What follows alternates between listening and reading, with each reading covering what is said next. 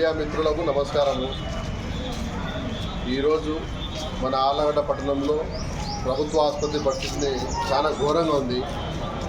ఎందుకంటే ఈ విషయం నేను మీడియా ద్వారా తెలియాలి అనుకుంటే, ఇక్కడ ఆసుపత్రి 30 పడకల నుంచి 50 పడకలైందని చెప్పి చాలా సంతోషపడుతున్నాము.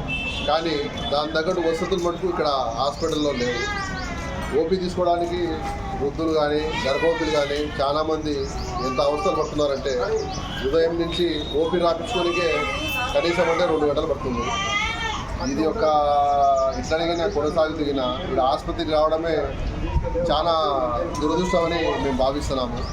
తక్షణమే ఇక్కడ ఉన్నటువంటి అధికారులు, ప్రభుత్వం సంబంధించిన ఈ హాస్పిటల్కి సంబంధించిన వాళ్ళు ఎవరున్నారో దీని మీద స్పందించి ఓపీ లైన్లు కూడా బాగా ఉండేటట్టు, లేడీస్ కానీ గర్భవతులు కానీ వృద్ధులకు కానీ వాళ్ళ వసతి చేస్తే చాలా మేలవుతారు.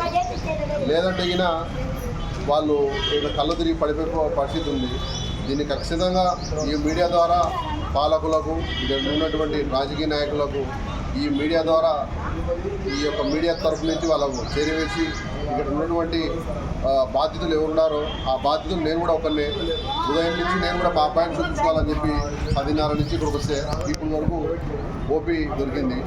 దీన్ని ఖచ్చితంగా మేము ఆళ్లగడ్డ జేఏసీ కమిటీ తరఫు నుంచి ఖండిస్తున్నాము. ఇటువంటి పరిస్థితులు మన ఆళ్లగడ్డ జరగకుండా మరొకసారి ఇక్కడ ఉన్నటువంటి ప్రభుత్వ అధికారులు ఎవరైతే ఉన్నారో దీని మీద చర్య తీసుకొని వాళ్ళకు ఓపీ సహకారం అందించి ఇక్కడ ఉన్నటువంటి ప్రజలు చాలా మేలు చేస్తారని చెప్పి ఈ మీడియా ద్వారా న్యాయం జరుగుతుందని చెప్పి నేను తెలియజేసుకుంటూ సెలవు తీసుకుంటాను. Allagadda joint action committee convener Gurala వారి.